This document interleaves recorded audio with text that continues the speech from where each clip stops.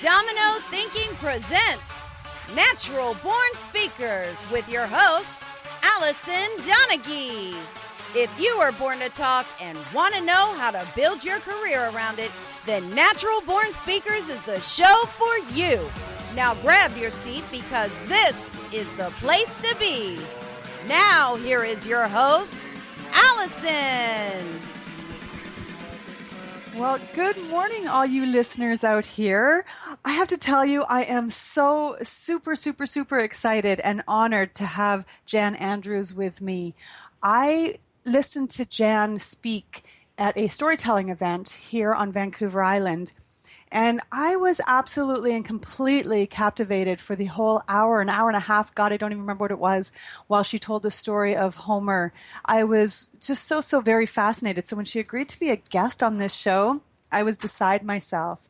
Jan is a professional storyteller whose work has taken her far and wide throughout Canada and around the world. She tells stories for people of all ages, and her approach is quiet and powerful. Like I am telling you, she sits in that seat and she just speaks. There's no flamboyance, there's nothing. It's just her and her voice. It's incredible. She is well known for holding her listeners hanging on every word, and she has a particular interest in the old stories, the folk and fairy tales, as well as the great epics of long ago, which doesn't mean she limits herself. She has told many a literary story and has also performed stories shaped out of the events of her life. She's also one of the founders of Storyteller Canada, Couture du Canada. Jan served as the organizer's first president and later designed and ran its Story Save project, aimed at recording the voices of elders from the Canadian storytelling community. How priceless is that? It's such a great thing to be able to pass down. And as a passionate promoter of her art form, she has directed 2 long-running storytelling series, one at the 4th stage of the National Arts Centre in Ottawa. She co-founded a company called Two Women Productions, giving innumerable workshops to tellers at every level of their development. Her contributions have been recognized throughout the presentations of Storytellers of Canada Much Valued Storykeeper Award in 2013. She's also an author of award-winning books for children and young adults. Picture books, novels, folktale collections are all in her repertoire. So thank you so much, Jan, for being here. Well, I'm very happy to be here. I'm overwhelmed that you're super excited. I mean, it's just me, but here we go. Oh my God, what do you mean just you? You are incredible. You are like a legend in storytelling in Canada and around the world. Like you travel around with it too. Well, yes, I have. And that's been, a great richness and a great treat. So, where all have you been? Into the States, to Britain, to Australia, to Italy. So not really kind of round the world, but it's sort of round the world, in that going to Australia is such a long way away. Oh, it is, for sure. You add up those air mile points and you're around the world. Anyway, it's just a pleasure to be here today. I'm looking out the window. I live quite near to Ottawa. It's gray. It's raining. We desperately want it to stop raining and to have some more snowfall, but I don't know. We don't seem to be achieving it. It's a very strange winter for us. Yeah, well, you can always come here for rain because on the West Coast here, that's all it seems to do. Yes, I know that, but we don't need it here. No, it's a totally different weather cycle you guys should be having out there. Yeah. Mm-hmm. I'm from outside of Toronto originally. Okay, so I quite miss those white, bright days. Yes, they're the best. They're just lovely. They are. And, of course, everybody always comes down to the shoveling of the snow, but really, it's just so pretty. It's such a treat. I actually love winter, and I love to cross-country ski, and one of the great things about doing that in places where other people are cross-country skiing is that you're just around a bunch of completely happy people. People, in the Gatineau Hills, people go into the lodges and people be like, "Oh, we'll be skiing in May if we're lucky." And you come into Ottawa and everybody's like, "Oh, well, why doesn't the snow go?"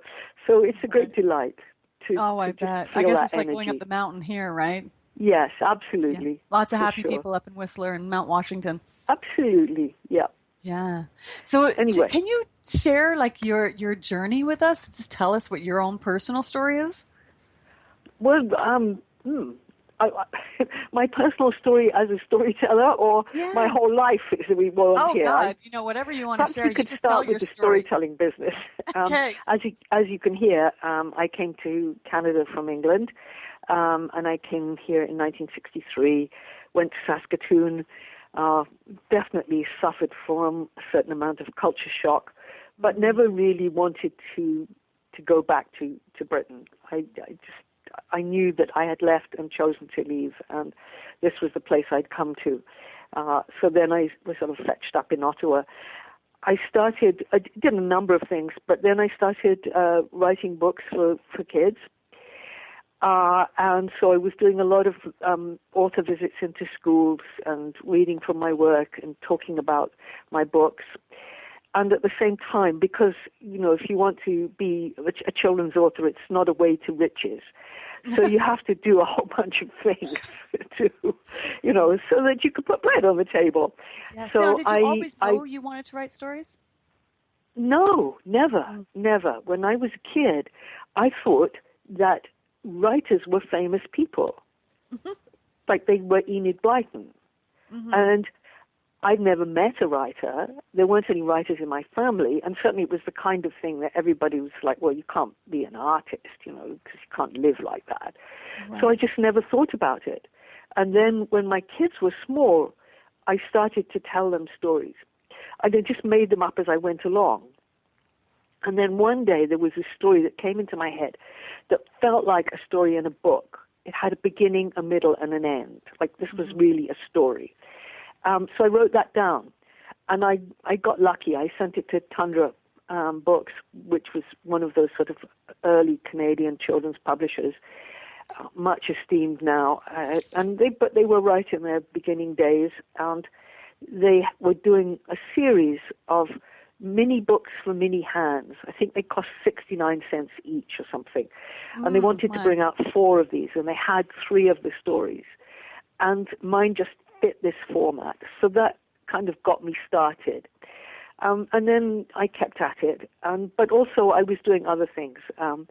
And one of the things that I did was I was hired on contract by what was then Multiculturalism Canada, part of the Department of Heritage now, I think, to organize a program of storytelling for Expo 86. And I really didn't. I was working with my partner.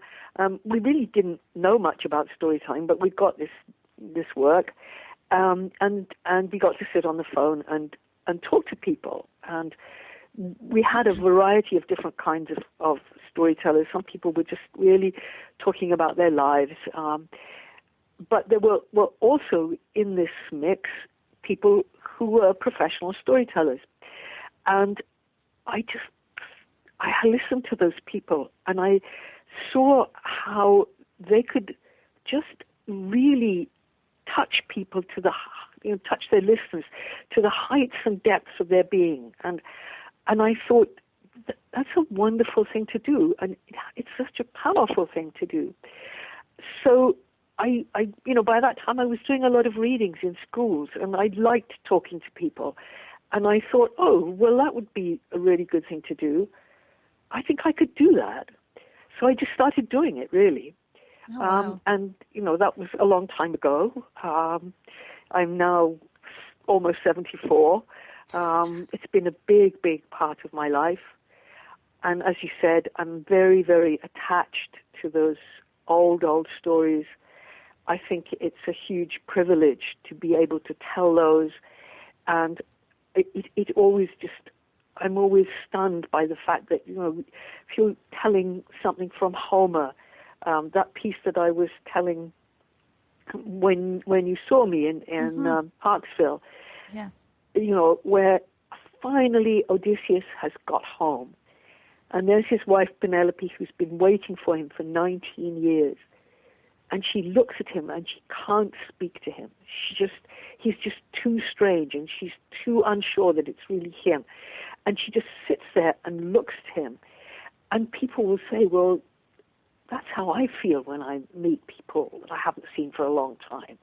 Or, there are folk tales that you tell as one, the wicked queen comes chasing her daughter, and the servants try to protect the daughter, the princess. They lock her in a tower. And the wicked queen comes, and she says, "Oh, come out." And the princess says, "I can't." And she says, "Well, just put your finger through the keyhole so I can kiss it." And, of course, the princess puts her finger through the keyhole, and the queen stabs it with a dart of poison.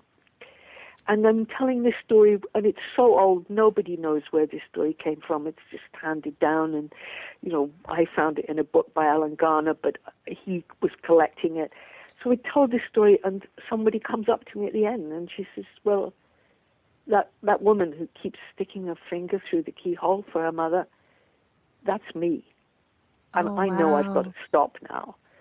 So, it's a great honor to have those old things that are so ancient and carry with them so much wisdom, and just have them really reach into people's hearts and touch their souls and change people's lives, but not in any ways that I plan. I mean, it's not my job to change people's lives. It's my job to tell the story and let that story work for somebody or not. So it's very important to me that when I tell the story, it's a sort of vital, fluid entity. Mm-hmm. There are stories that I've told so often that I probably tell them, they probably have sort of the same words every time, but they're always new because the emotion isn't the same every time. Right. The story comes to me differently out of the story, out of the fact that I've told it in other places, and out of the listeners who are there at that moment. Mm-hmm. And it's very important to me to preserve that sense of kind of, this living thing. And one of the ways that I will tell people, if they want to tell stories of power, I say to them, okay, you have to tell this as if you don't know what's going to happen next. Mm-hmm. Of course you do know, you think, but in the story, you're there in that moment. In the moment when you say, once upon a time there was an old woman and she set out for the market. Well, you don't know if she's going to get there. She has every other time. But maybe this time she won't. So it's really important to me to keep that kind of living sense of the thing happening right in that moment. Well, and I certainly, now that you're pointing that out, that was certainly my experience with listening to you. It's that suspense, that wonder in the story. Yeah. Maybe the wonder is probably that better kind of, it was, you totally connected with wondering what was going to happen, even though you knew what you were talking about. Because that was a long time for you to talk, but it still felt like you were discovering it. And I can see how it would connect with people in a different way, because you get so caught up in that story that as a listener, and what a privilege it is to be a listener, you release your connection to the present while you're listening to this story. And somehow with that, you release your boundaries, the walls that you put up, that sort of thing. And I think that's where that awareness and the growth can slip in unnoticed. Yes, I think so. And the fact is, too, that the story, I'm kind of laying the story out there. And it's only coming alive because people are feeling what's happening in it, seeing in their heads what's happening in the story, are going on the journey of the story with me, and have their own responses, which are not planned by me. So I think so that when people are listening to a story told, they are in fact everything in the story. Mm-hmm. In the story I was talking about with the princess, they're the wicked. The listeners are the wicked queen and the princess, and that keyhole, and the finger that is put through the keyhole, and everything else that happens. And the poison. Story. Absolutely, yes, yes, for sure. Yeah. So there's always a richness and a power there. And when I tell the story, I do tell out of the images of the story. And it's almost like a kind of movie going in my head. And if I tell out of the images and I can see it, then people will see images themselves. They won't be the same images that I have, but they will have their own images. But I have to tell it in that way. There was one of the older storytellers that I met in that time, of Expo 86, a woman called Joan Bodger.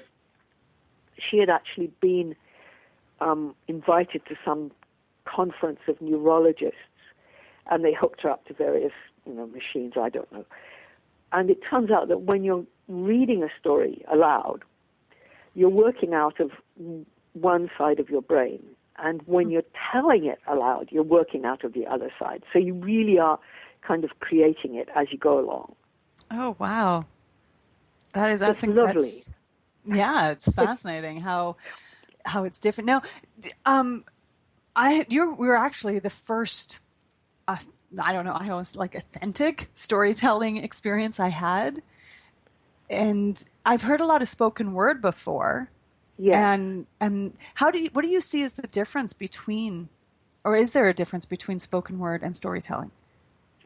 Well, to be honest, I don't go to a lot of spoken word events, so I don't really have much ability to talk about that. But I think that you could just tell a story as spoken word. I mean, that's what it is, spoken word.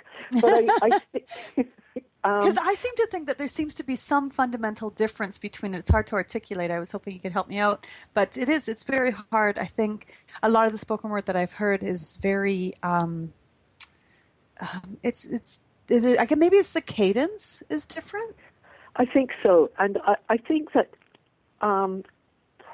my experience of spoken word is that more often the spoken word artists have kind of an agenda for the listeners. They're not trying to tell you about something that happened. They're trying to tell you about something they'd like you to believe, often. Right. Yes, that's probably much better than how I said it. And that's a huge difference, because it means that you'll, there's not, and I'm not saying one is good or the other, but it's a huge difference. To do that, or to just lay the story there and let people have it in their own way. Right. Yeah. And one of the big things about the storytelling is to tell, giving people enough space to have the story for themselves. If you just let the words come rolling out in an endless stream, people don't have time to make the images. So you just say, once upon a time. Once upon a time there was an old woman, and she set out for the market. She'd been there so many times, but this day. So then you're giving people the space to see that story for themselves.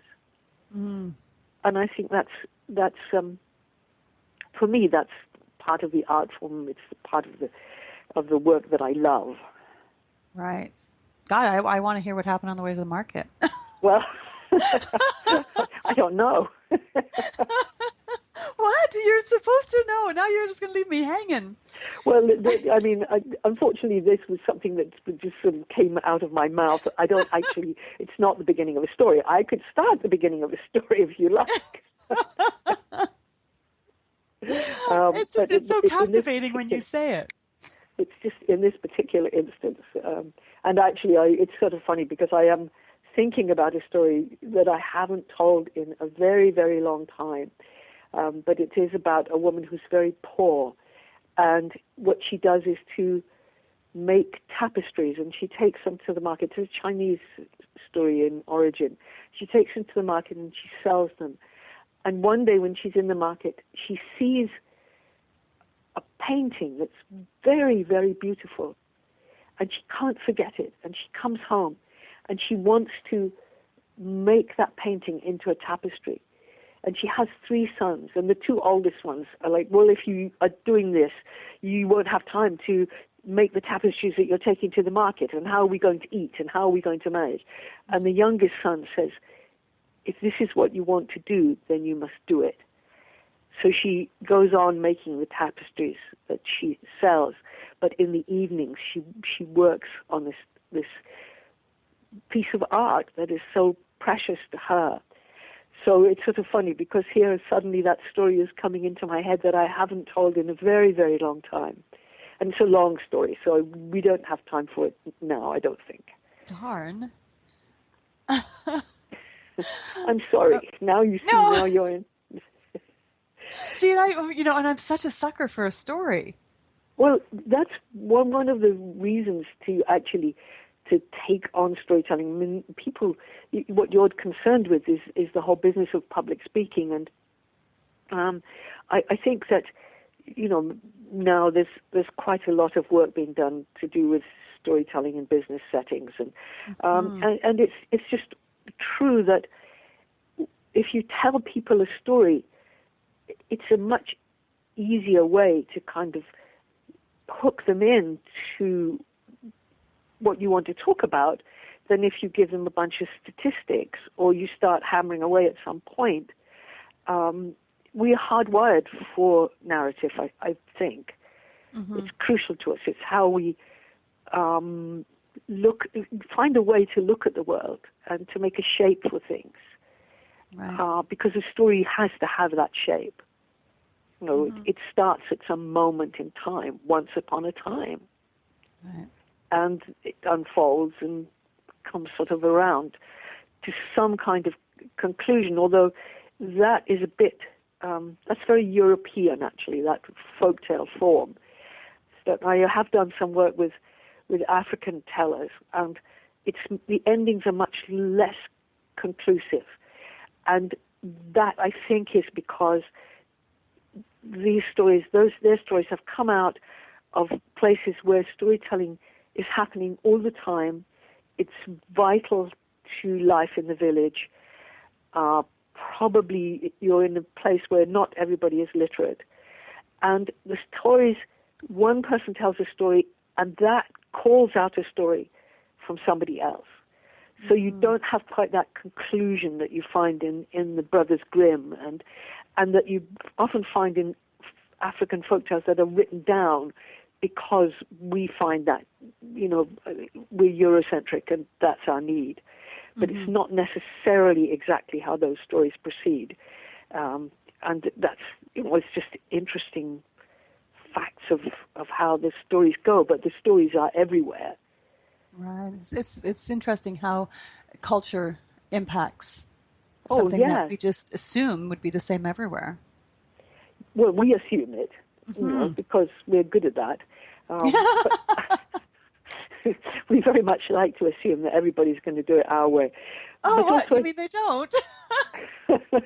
Well, no, actually. I think, too, that, but it is also true that, I don't go into schools very much at the moment, but I have done an enormous amount of storytelling in schools. And sometimes in schools where, you had kids from many different heritage backgrounds.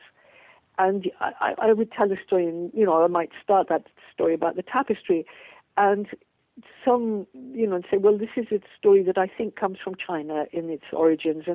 And some kid will say, oh, but in my country, and this might be Russia or Palestine, or, so that the stories really have been told. And there's actually been some work done very recently about that folk material that indicates that it is extremely ancient. It goes back a very, very long way. Right, which would make sense. As a part of human life. Yeah. Now, so we understand that there's definitely a history that's involved with storytelling. Do you think it went out of fashion and it's come back into fashion, or do you think it's always been a steadfast? Like, what do you think the cycle of storytelling has been? And if you think there's been any sort of ups and downs in it, why do you think that is? That's a big question. I know. I come up with them every once in a while. Well, and I don't completely have answers. I think that that kind of oral telling became very much superseded by books and literature and the importance that was put on literacy, and also the fact that there's all sorts of other media around. And I think that what we're working with now in North America and many other places is an art form that's sort of being rescued. It's another thing we're good at. We wait till something's almost disappeared, and then we say, "Oh my goodness, we can't do without that." There's value in that. We should resurrect it. Yes. So, I mean, for me, in fact, as a child, I didn't even like those folk tales because the only ones I had were the ones where the princess wants to marry the prince. I had no interest in marrying the prince or marrying anybody else particularly, and I didn't realize that, if you tell enough folk tales, everything is in there. Mm-hmm. But I just had those few tales that are the most common ones, and I wasn't interested in them at all. Right. Until I hear you on that. I felt the same way. Yes, and then I began to hear, tellers, and I began to start exploring this, and this is just everything here. Mm-hmm. So do you think that it may have something to do with the fact that we got really sort of solo focused, got into our books, and we spent that time alone, and now with being so artificially connected, there is more of a need now, because storytelling is a group experience. And again, this just could be my perception because, well, it's all about me, and I have just been opened up to the world of storytelling over the last little while. And so I see it as something that wasn't there and now is there simply because that's my reality of it. But I also talk to other people and they don't seem to know that there's these storytelling groups around, which makes me believe that maybe my experience is a bigger experience. Oh, but yeah, I think so. Yeah. I mean, I'd never thought when I was, when I was growing up that you could be a storyteller. I'd never thought. I mean, people in my family sort of told family stories. There were things that you've heard this about your aunt who. I had an aunt who dressed up and pretended to be a nun and crossed London on a bus. I mean, this was a story that was told many times in my family. Of course you do. Who doesn't have one of those? Absolutely. And there was a sense that actually the important thing in my family was that you would create stories, that you would do things that people would make stories about. That was, but I didn't know anybody who was who told stories in the way that people who are steeped in that oral tradition would tell stories. Right. There was in Canada there was a guy called Joe Neil McNeil who came from Cape Breton, and he used to tell in Gaelic. And he had the stories. He just had learned them from somebody else, or he didn't have to go looking in books. I have to go looking in books to find those folk tales. And for me, it's a sort of broken tradition, but something that I'm more than happy to be helping to revive. Right. But not. I wouldn't say that we've conquered the world on this one. No. But I do see it gaining in popularity, like in a philosophical kind of sense, because of that need for connection that seems that I am seeing everywhere. Yeah, that need to stop being solo and so self-focused and get outside of ourselves and actually physically become more connected with people. Yes. I mean, I have to say that's a very difficult one for me to address because, I'm a writer. Writing is a pretty solitary occupation, and I have to admit to a very strong sense of inner hermit. So I go out and tell those stories, and then I come home and hide for a little bit, and that's just part of who I am. I think, yes, but of course we need to be connected. We're social beings. Mm-hmm. Yeah, and I think technology sort of stripped that away a bit for people. And people are now going, There's something missing. And I Well, see storytelling is such a great way of getting people back together in the same room. And I went to one local storytelling group, and there were people, and it was there was a woman. It was her first time telling a story, and so she had some, challenges that happen when people are first starting into it. But there was something really magical because she so believed in the story she was telling.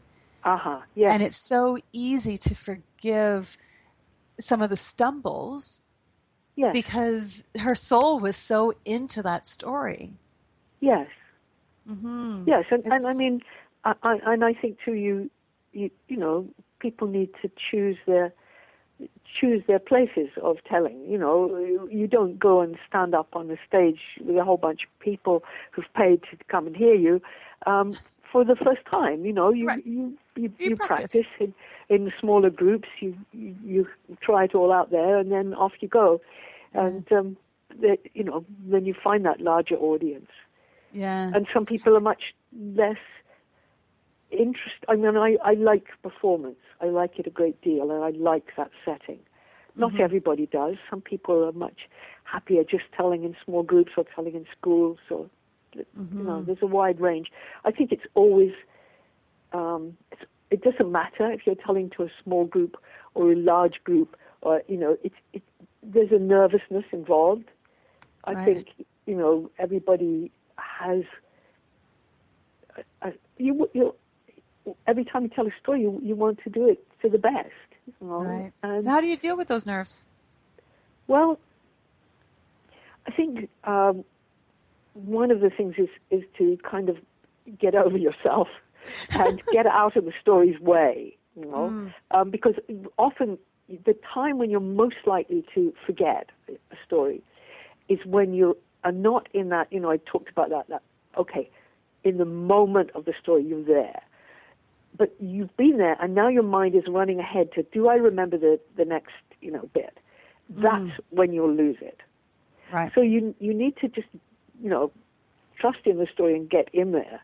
But I also think that you need to see what you're doing, or it's a help to me to see what I'm doing as giving people a gift.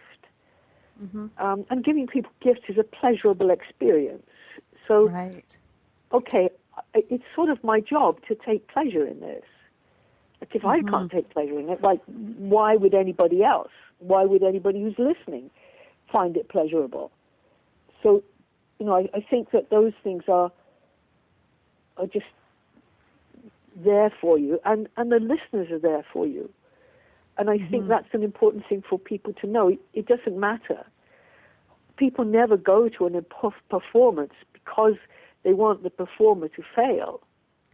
They've come because they want this story. They want to go on this journey. So people are there for you. Right. So what, for speakers that are out there who are speaking in a variety of different ways, definitely it's encouraged to bring in a story. How would you recommend them going about that? Do you have any tricks of sort of identifying those stories, connecting with those stories? What would your advice be in those areas? Well, I think, all the things we've been talking about in a way. I mean, when you're telling the story bit of your presentation, be there for it. Be there in the moment. Tell it out of the images that are in your head. Because, if it's a story, it's going to have images attached to it. So I think if you have those things and you really kind of commit to the emotions of it. I mean, when you kind of started out this program today, I was really impressed that you're enthusiastic and you let that enthusiasm come into every word that you spoke. So I knew that you were pleased to have me. You told me the story of that, and anybody who was listening knew that you were really pleased. Right. So I think it's to just try to get in there and be there for the story and be there for the listeners, and let that thing be alive. Right. So now you said really, explain. Sorry, go ahead.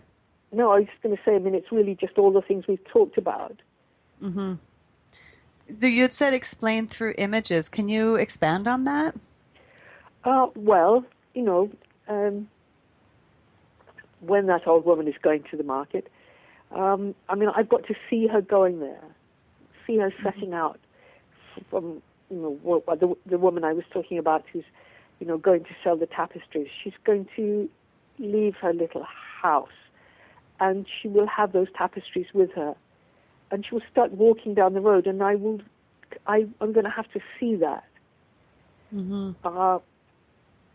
And it's out of me seeing it that other people will see it. I mean, one time I was giving a workshop, and somebody was telling a story that he'd written himself, and there was just a lot of verbiage, tons of words. It was all about King Arthur and how he was traveling. He'd gone far, far to the north, and there were images. There was words about ice cracking and icebergs breaking off and snow falling and winds blowing, and it just wasn't working for me as a told story.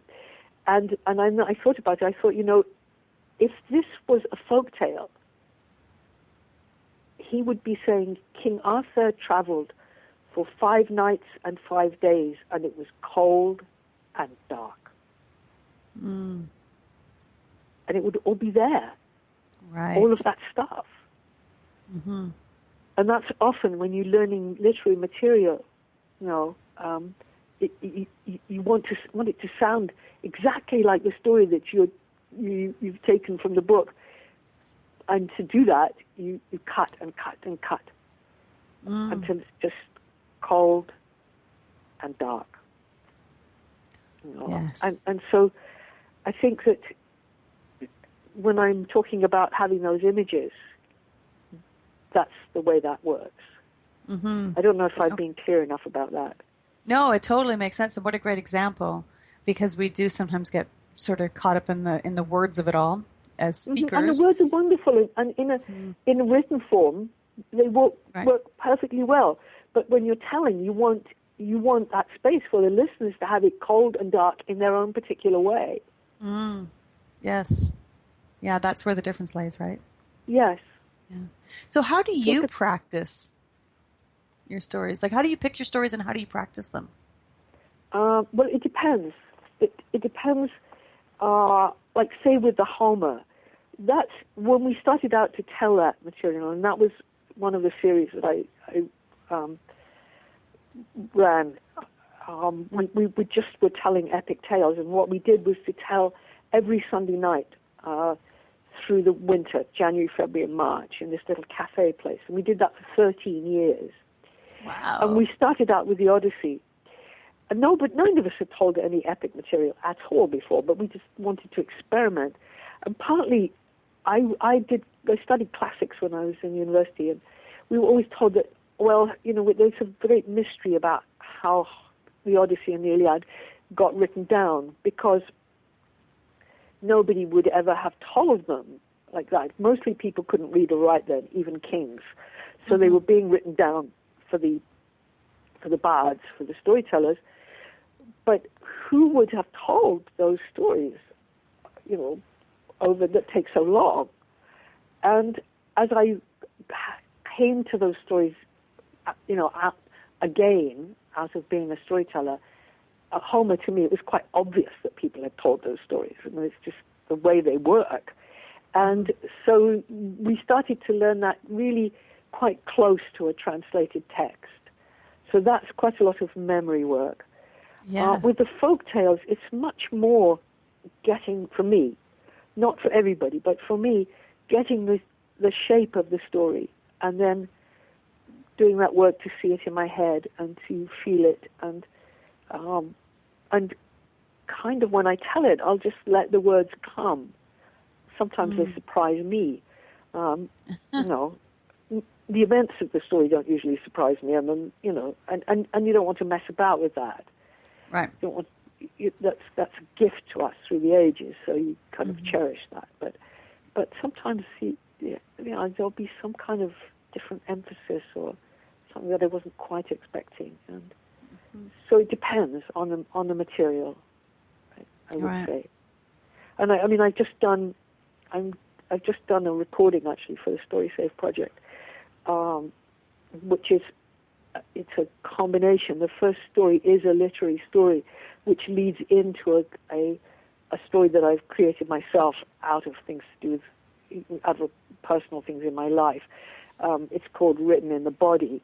So you've got both those forms kind of being interwoven and reflecting upon one another and pulling out different responses through these two different genres. So that's an interesting thing too. Mm-hmm. Right. It's just, yeah, it's such a world. Yes. It is. Like when we think about, oh, just, tell me a story. Oh, But yeah, it it's is dead simple, yes. Well, it's not as simple as all that, and yet it is, there is a simplicity to it. I love that. There are no bells and whistles, and I don't want to go adding extra things, and I just like it the way it is. right. Yeah. So for speakers, it may be like, so are these storytelling groups, like, are they everywhere? Like, do most cities have them? Is most towns, like, how difficult would it be for somebody to find a storytelling group so that they could start cities, learning? And most cities in Canada, anyway, for sure, you can find a group. You can always go to the Storytellers of Canada website, okay, which is storytellers-conter.ca, and I think all the groups are listed there, or many of them. okay, I mean, and I guess what I would say to people who are, wanting to make speeches, and is one of the things that people can gain out of listening to storytelling and taking some of that. I mean, not everybody tells stories the way I do, but you're taking some of what you hear into other fields of work. It's just that sense of really not being afraid to be quiet with people. Mm. You don't have to shout at them to convince them. Right. Sometimes, yes, there are bits in stories that are loud, but you don't have to do that. Mm-hmm. Right. It's more difficult to hear a story when you're being yelled at than to hear a story when they're being quiet. Absolutely. When you feel that story is being rammed down your throat, you don't want it, or I don't. Right. Yeah. So yeah, no, don't be afraid to be quiet, but be focused. Mm-hmm. Be really present there right. for that. Yeah. Mm. And make sure that you leave space for right. the listeners. Yeah. Mm. And I think we touched on this a little bit, but for people who want to incorporate stories into their speeches, why? Like, if you only have so much time to speak, why is the story such a big element? Well, I think that like you came to this event in Parksville. You didn't actually know much about storytelling. You've never heard it before. You were immediately caught into the story and convinced by it. Mm-hmm. Mostly people are, making speeches to convince somebody of something. Very often, maybe it might be to convince people that somebody you're praising is really a good guy, but there's an element of sort of, and telling a story in the midst of that is one of the most effective ways to do that. Because it frees up the listener to then make their own decision about the topic. Yeah. Yes, yeah. I think, and I do know that quiet, when I was used to going to school, the teacher once said to me, because I was going there and doing my thing, and the teacher said, do you know how rare it is that somebody comes in here and does something quiet? And yet I would go, and it was a school I went sort of several weeks in a row, and I was telling to the same kids. And when I got there, they couldn't wait. They just wanted the stories. Right. And they wanted that quiet, actually, and that space for themselves. So I think that it's a very powerful means of communication, and that's what public speaking is. Yes. It's communicating something. Mm-hmm. Yeah, well, and you certainly nailed it, because when I came to the storytelling where you were speaking, I was so tired. I almost didn't go. I'd had a really long week. I'd had a really long day. I hadn't been sleeping. I've been fighting migraines, and I thought, oh man, I'm probably going to be one of those rude people who fall asleep. But I didn't move through your whole thing. I was just so mesmerized by it. It was just such a gift. And you have to have a good story too. That's another thing. I haven't actually talked about that, but I should do that. I mean, yeah, that'd be you good. you can't get much better than Homer, and certainly if you want to incorporate some story into whatever it is you're communicating, you need a good story. Mm-hmm. And how do you decide if it's a good story? Well, no pressure, but tell me. Well, I think you know. I don't know. Long ago, my partner and I, we started an organization for having artists of different disciplines and heritages go to do workshops and performances in schools. And we were very nervous. We had an East Indian dancer, for instance, and we were just like, well, how do we know if she's good or not? We didn't know anything about it. Mm-hmm. And then we realized that actually the one thing you do know is when people are good. Mm-hmm. That you see that straight away. Right. And you feel that. So I think often with stories, a story, for a start, a story that speaks to you of whatever issue you're trying to deal with is going to be, easier to tell. But also, it needs some muscle to it, I think. It doesn't have to be all easy. I think people they don't leap to conviction when you tell them things that are all nice and everything rosy and kind, and then everybody knows that we have a lot harder things to deal with in life. Mm-hmm. And when you tell the Odyssey, you've told about everything. Moments of tenderness, moments of total horror, moments of fear. It's all there, and so I think that people are more easily connected to something that really does reflect the ways of life. It's easier to identify. It's hard to identify with the picture perfect, isn't it? Sorry? It's easier to identify with something that we have experience with insofar as trials and tribulations. Yes. It's very difficult to just identify with the pretty, because life's not always pretty. Yes, I mean, it isn't, Although I suspect you could tell a story about going to the grocery store and I would be totally captivated. Well, I'd make it a good story. Right. Yeah. I'm not going to waste your time with something that's, and that is, I mean, you do need to know. Like, a story is not just a bunch of things that happen, Mm-hmm.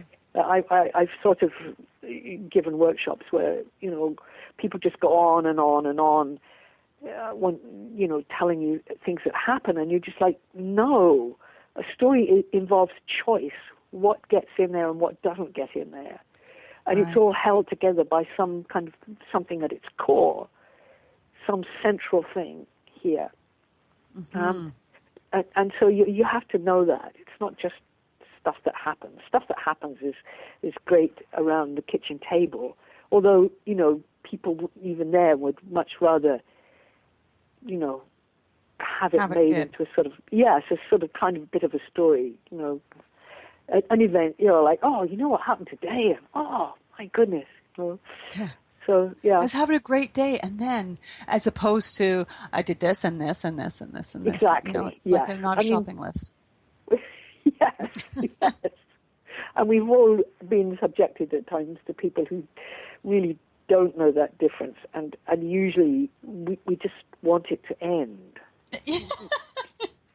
Yeah, I've had the odd person I've been around that's been like that. Yeah. Yes, I mean no. But I love when you say, like, the story involves choice, like what gets in and what doesn't. Yes. It is that refining, like, is this relevant? Does this lead to this? Does that lead to that? Like, is this logical? Is Yes. this believable? Is it missing some sort of connection, or is there too many words? Yes. Yes. Mm. It's a work of art. Yeah. Yeah. And I think, but it's one of those things that it's like anything, when you hear somebody who's so good at it, it seems so effortless. And I think that's where sometimes people get hung up on not appreciating the art. Like whether it's somebody doing slam dunks on the basketball court, you see them floating up there and sink the ball, and you're like, that looks so easy, right? And then you try it. And then it's the same with storytelling. You hear somebody like yourself who just does it seemingly so effortlessly. And then people think, oh, God, look how easy it is. And then they get up. But, you know, I mean, that is, I have an author friend who did a writer in residence in the library, and he said, I've realized that there were two kinds of people who came to see me with their manuscripts. One kind of person was like, well, I saw this book and I thought, oh, that's not worth anything. I could do better than that. Mm-hmm. And the other was, I read this book and it was so good, and I would like to write something so good. Right. So I think that's it. And to me, I didn't start being a storyteller because I thought, oh, that's easy. Mm-hmm. I started because I heard people who were really good, and I thought I could do this, but I didn't think it was easy. Right. Yeah. That's the smart person thinking, right? It's that appreciating the art. It's like going to, we have a lot of craft shows here on the island. We have a lot of artsy people. And if I had $1 for every time I heard somebody say, oh, I don't need to pay for that, I could make that myself. And I look at it and I think, I don't think you can. No, exactly. That looks really complicated, and I'm pretty competent. And I'm looking up the stuff going, yeah, if I tried to make that birdhouse, no, it would just look like these ugly pieces of wood wired together. The people don't see that art, and there's definitely that difference between being able to appreciate the art because you're seeing it and just glancing at it. Yeah. Mm-hmm. Yes. I mean, it does. Yeah. Storytelling does require attention on the part of the listeners. You know, right. I mean, the storyteller has to do his or her job, but, you know, you had to give me an hour out of this week from hell, you know, so that I could do my job. You had to give over that hour. Mm-hmm. Well, and it was the best hour of my week, I tell you.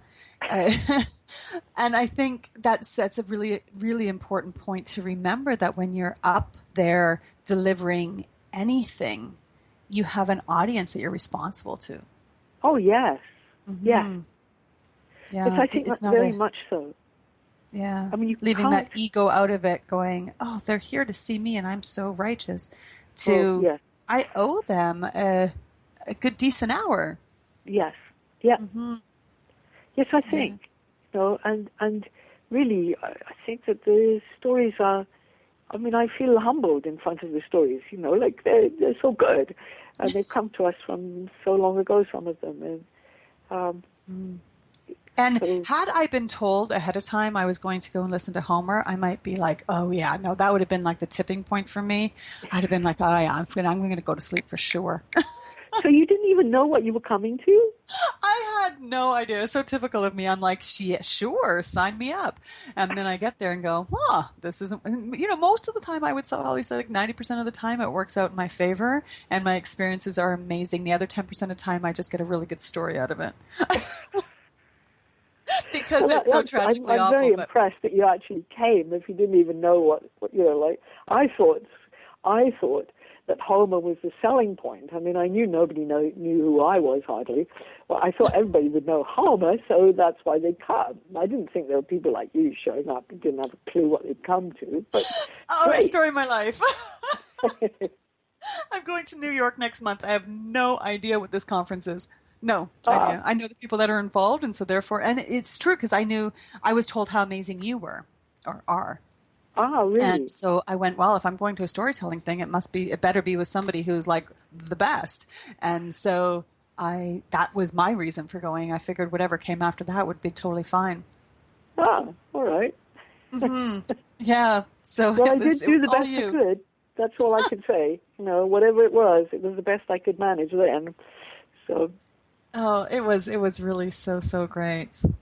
But I would like to take a few minutes right now because we've only got a few minutes left here to talk about your books, where people can find them, where can people find you. If you want to maybe talk about your books, give a little bit of a hook so that people are interested and know what to go looking for, and then where we can find them. Well, you can find about them at janandrews.ca. Okay. And you can Google my name and you can find it there. I have to say the website is not totally current, but most things are up there somewhere. Right. And it's really easy to navigate your site. Yes, pretty good. Mm-hmm. I think I worked hard to make that so. I write for young people. I have a couple of books that are sort of almost Canadian classics. There's a book called Very Last First Time, which wherever I go, people seem to know this book. And it's a book that came out actually in 1985 and has never been out of print. Really? And it has to do with something that happens. It's a picture book. Happens in northern Quebec, where in some of the Inuit villages, people go under the sea ice when the tide is out, and they go down and they collect mussels under, in a cave under the ice. And that's, people know that book. And really, I sort of realized that was the book that it kind of defines what I care about in everything I write, really. This kid goes down under the ice, and she's going there for the first time by herself. She's going into the darkness, and she has a candle, and she drops it, and the candle goes out. So now it's really, really, really dark, and she's very frightened. But she realizes that she's been here before with her mother, and you don't come unprepared. She has another candle. She has matches. She has come with what she needs to manage. And I think that's when I look at my writing, I see that that's really what it's always about. You can do this, guys. You may be Cinderella taking out the ashes, and it's horrible, but she can do it. Mm-hmm. And if you hang in, something will come by. Something will, life will change. So there's these picture books, and I mean, again, it's only part of the story. That it's not some message at the end. But I look at most recently I had a young adult novel called The Silent Summer of Carl McGinley, and that's about a boy who's been in foster care forever, and he's just been kicked around from different home to different home. And he just is fed up with the fact that nobody listens to him. So he stops speaking. Oh. And out of that, eventually, really good things come to him. It's an important act on his part. But he can do it. And I think that's my faith for young people and for all of us, that we can actually manage, and we always have a choice. We have a choice how. If you look, there's another picture book, The Auction, and it's about the sale of the family farm. And this kid, who's the central character, doesn't want it sold, but it's going to be sold. And in the end, he and his grandfather make a whole bunch of scarecrows, so that when people come to the auction, they'll see something funny, so that they can't change the fact that the farm is to be sold, but they can change how they respond to that. And by that change, then the little boy, Todd, looks at his grandfather and says, when you come to live in town, I'll like that too. So he's beginning to see this isn't the end of the world. Right. Other good things will come. There's something else, yeah. Yes. Oh, what great messages. Well, I don't put them in. They seem to be part of who I am as a writer, I would say. And that's how it always works out. And then I look back and think, oh my gosh, yes, here we go again. Yeah, well, and that's the message, right? If we stay true to who we are, it comes across in everything that we do. Yes. Yeah. Yes, for sure. Yeah. Oh, well, Jan, this hour went by way, way, way too fast. I seriously could just listen to you all day long. This is probably the least I've spoken because I just love listening to you. Well, thank you. Yes. Thank you very much. And thank you for inviting me. And it's a great treat, a great honor. Oh, Here we are. Thank you so much. That's so nice. And I hope that good things come to you. Oh, thanks. Life is pretty good at delivering good things. Yes, it is. It has its ups and downs. There we go. Yeah. I think mostly, though, life kind of wants things to happen that are good, and we just have to let them. I think we're our own worst enemies. But that is a whole other show. I think so, yes. I really don't want to go down that road right now. Well, thank you again. And listeners, you can go to janandrews.ca. You can find out all about Jan and her books. Really, really fabulous books. I've seen them. They're amazing. And you would certainly be doing the young people in your life a favor by going and picking them up. Yeah, and you can you can always order them. If you have an indie bookstore, they will order them for you. Okay.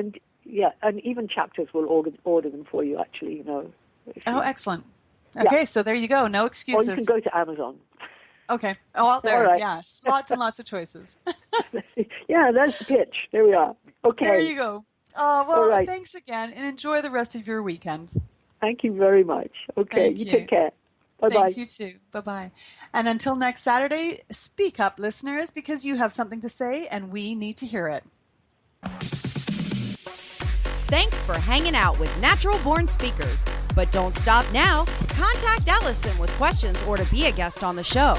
Alison is also available for speaking engagements. Check us out at dominothinking.com. See you next Saturday.